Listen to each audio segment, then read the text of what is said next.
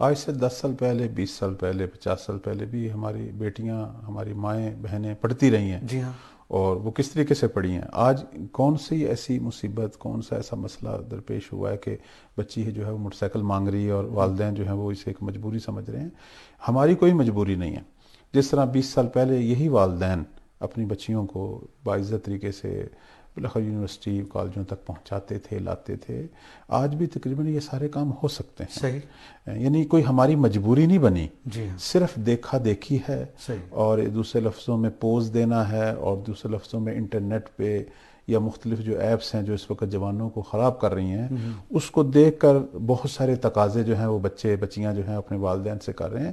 یہاں والدین کو بالاخر اپنے گھر کا انتظام اچھے طریقے سے سنبھالنا چاہیے، اپنی بھی اصلاح کریں اور اپنے بچوں کی. بالاخر یہ نسل آپ کی نہیں ہے، یہ امام زماں کی بالاخر بے امانت ہے آپ کے بے ہاتھوں میں. شک، بے شک. میں خود نہیں پسند کروں گا کہ میری بیٹی یا میری بہن جو ہے وہ موٹر سائیکل چلائے.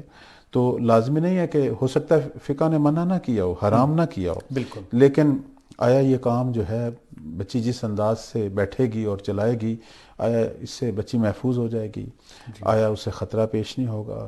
آیا اس طرح کی جب ہم باتیں مانیں گے تو پھر یہ تقاضے کچھ اور رنگ اختیار نہیں کریں گے؟ بالکل. پھر آپ کہاں کنٹرول کریں گے؟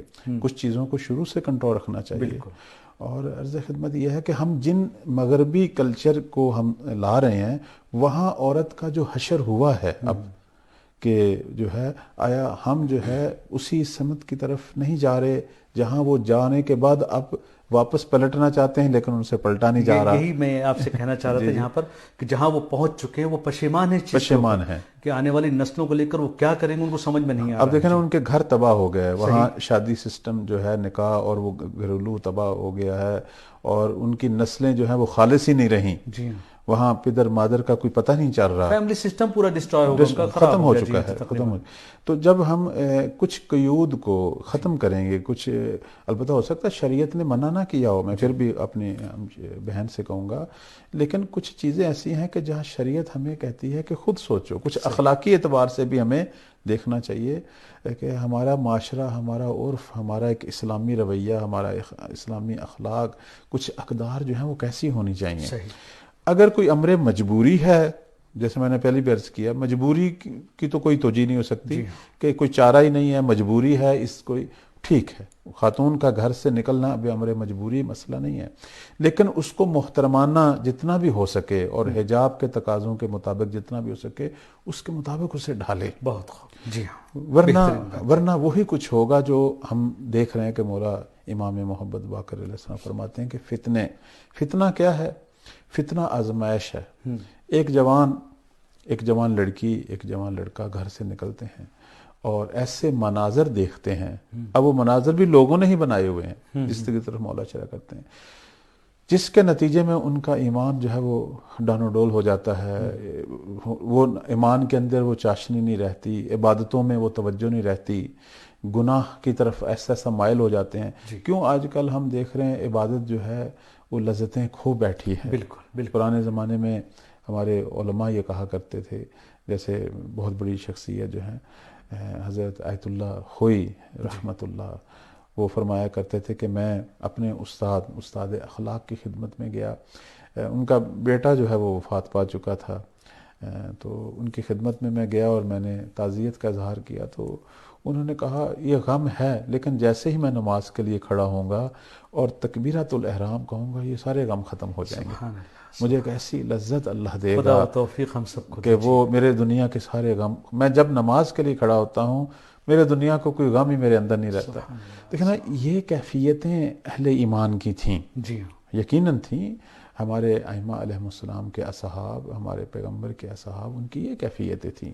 وہ اس لیے ہم ان کا ذکر کرتے ہیں. جناب مالک کی یہ کیفیت تھی، جناب عمار کی یہ کیفیت تھی، ہمارے دیگر ائمہ کے اصحاب کی. تو آج جو ہیں ہم ایسے دور سے گزر رہے ہیں، بالخصوص سوشل میڈیا جی ہاں، کہ جس پر سب سے زیادہ دیر لوگ رہتے ہیں. گھروں میں بھی بیٹھے ہوں تو آپس میں بات کرنے کے بجائے اس پہ جو ہے ایسی ترغیبیں. کیوں بعض ہمارے ماہرین حتیٰ بعض اساتید جو ہیں وہ کہتے ہیں کہ یہ انٹرنیٹ، یہ موبائل، یہ ٹیبلٹ، یہ شاید وہی دجال ہے جو گمراہ کر رہا ہے. صحیح. ہاں جی. تو ایسے ایسے گناہ ہو رہے ہیں چار دیواری کے اندر کہ ایسا لگتا ہے جیسے کوئی چار دیواری ہی نہیں ہے. لوگوں نے انٹرنیٹ کی دنیا میں، سوشل میڈیا میں، وہ جو پتھروں کی اور اینٹوں کی بنی دیواریں ان کو بے اثر کر دیا ہے. بالکل. اور بچیاں جو ہیں جوان، وہ ابتدائی جوانی میں مختلف جو ہے وہ گناہوں کا اور عجیب عجیب مسائل کا جو ہے وہ دوچار ہو رہے ہیں، اور پھر نہ ذہنی طور پر صحت مند رہتے ہیں نہ روحی طور پر رہتے ہیں. انہوں نے کل کیسے سماج کی ذمہ داری سنبھالنی ہے؟ اس میں قصور کس کا ہے؟ ایک قصور میں بڑی معذرت سے کہوں گا والدین کا بھی ہے کہ جو ان کی خواہشوں کو ہر ٹائم پورا کرتے ہیں، اس میں کوئی لمٹ کا خیال نہیں ہوتا کہ کون سی خواہش کس وقت پوری کرنی ہے. اصل میں شاید ان کو بھی یہ سمجھا دیا گیا ہے کہ اگر یہ نہیں کرو گے شاید ترقی کے راستے تم کو نہیں مل پائیں گے، تو ان کو ترقیات کا ایک حصہ بنا دیا گیا ہے. جی. اب آپ دیکھیں نا، خود اگر ہم نے غرب کے کلچر کو بھی لینا ہے تو اس کے اچھے پوائنٹ لیں. اچھائیاں بہت ہیں وہاں پہ. مثلا مغربی کلچر کے اندر ابھی بھی اس چیز کا خیال رکھا جاتا ہے کہ بچی کو عمر کے کس سٹیج میں موبائل دینا چاہیے اور کب اس کا انٹرنیٹ جو ہے وہ آن ہونا چاہیے.